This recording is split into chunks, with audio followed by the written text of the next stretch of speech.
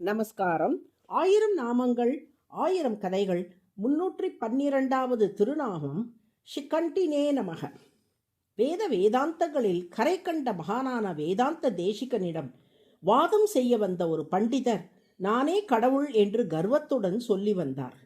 இறைவன் எவ்வளவு உயர்ந்தவன், நாம் எவ்வளவு தாழ்ந்தவர் என்பதை அவருக்கு உணர்த்த வேண்டும் என்று எண்ணிய வேதாந்த தேசிகன் அந்த பண்டிதருக்கு ஒரு கதை சொன்னார். பவுண்டரகம் என்ற தேசத்தை ஆண்டு வந்த மன்னன் பிறர் பாடும் முகத்துதிகளை நம்பி அவற்றில் மயங்கி தன்னையே இறைவனாக எண்ணத் தொடங்கினான். கண்ணனின் திருப்பெயரான வாசுதேவன் என்பதை தனக்கு சூட்டிக்கொண்டான். பவுண்டரக வாசுதேவன் என்று அவன் அழைக்கப்படத் தொடங்கினான்.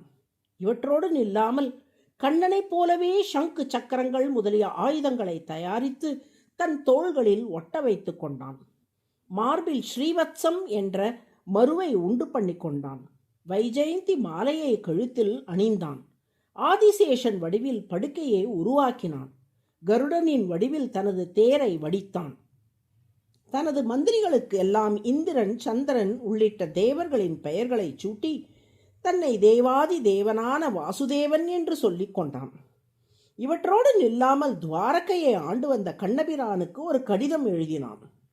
உண்மையான வாசுதேவன் நான் இருக்க, போலியான நீ என்னைப் போல் சங்கு சக்கரங்கள், ஸ்ரீவத்சம், வைஜெயந்தி மாலை, கருட வாகனம் உள்ளிட்டவற்றை கொண்டிருப்பதாக கேள்விப்பட்டேன். இது முறையல்ல. எனது உடைமைகளை என்னிடம் ஒப்படைத்துவிட்டு என்னிடம் நீ சரணடைய வேண்டும் என்று அக்கடிதத்தில் எழுதப்பட்டிருந்தது. அதற்கு பதில் கடிதம் எழுதிய கண்ணன், இப்போதே உன் தேசத்துக்கு வந்து சக்கரத்தை உன்னிடத்தில் விடுகிறேன் என்று தெரிவித்தான். சக்கரத்தை உன்னிடம் தருகிறேன் என்றும் சக்கராயுதத்தை உன்மேல் ஏவி உன்னை வதைக்கிறேன் என்றும் இருவிதமாக இத்தொடருக்கு பொருள் கொள்ளலாம். கருட வாகனத்தில் பவுண்டரக தேசத்துக்கு விரைந்த கண்ணன் பவுண்டரக வாசுதேவனுடன் போர் புரிந்தான். நீ கேட்ட சக்கரம், கதை உள்ளிட்டவற்றை உன்னிடம் விடுகிறேன் பார் என்று சொன்ன கண்ணன் அந்த ஆயுதங்களை பவுண்டரக வாசுதேவன் மீது ஏவவே சக்கரம் அவனை பிளந்தது.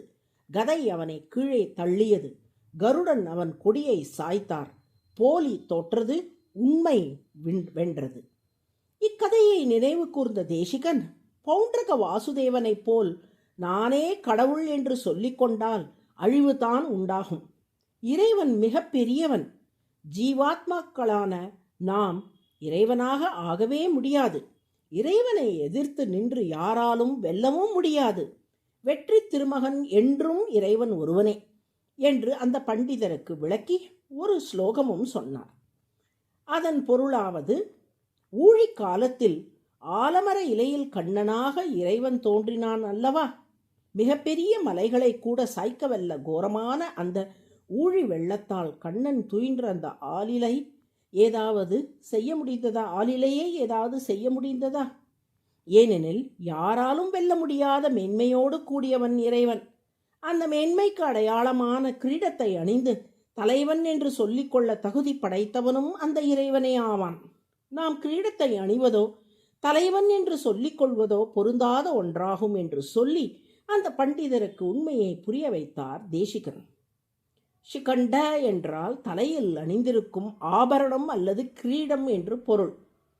ஷிகண்டி என்றால் தலையில் ஆபரணம் அணிந்தவர் என்று பொருள். உலகில் பொதுவாக வெற்றி பெற்றவரை கிரீடம் அணிந்தவராகவோ தலையில் ஆபரணம் அணிந்தவராகவோ குறிப்பிடுவது வழக்கம். வெற்றி வாகை சூடினார் என்று தமிழிலும் சொல்வார்கள். அந்த வகையில் யாராலும் வெல்ல முடியாதவராக மேன்மையோடு இருத்தல் என்ற தன்மையையே தனக்கு கிரீடமாக கொண்டிருக்கின்றார் திருமால். அதனால்தான் அவருக்கு ஷிகண்டி என்று பெயர். ஷிகண்டி என்றால் வெல்ல முடியாத மேன்மையை தலைக்கு ஆபரணமாக அணிந்தவர் என்று பெயர். அதுவே 312வது திருநாமம்.